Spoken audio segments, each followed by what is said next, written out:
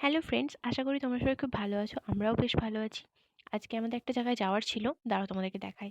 এই যে রূপোর চোখ, এটাই মায়ের মানসিক ছিল তারামাতলায়, এটাই দিতে যাওয়ার ছিল। তাই আমরা ঝটপট করে রেডি হয়ে জ্যাককে খাইয়ে বেরিয়ে পড়লাম। এবার আমরা যাচ্ছি গল্প করতে করতে। আমি মাকে বলছিলাম, রাস্তাগুলো আগে ভীষণ সুন্দর ছিল, কিন্তু ধান কাটার পর না বড্ড ফাঁকা ফাঁকা হয়ে গেছে। যাই হোক, এভাবে গল্প করতে করতে আমরা পৌঁছে গেলাম। আর এই হচ্ছে আমাদের তারামাতলা।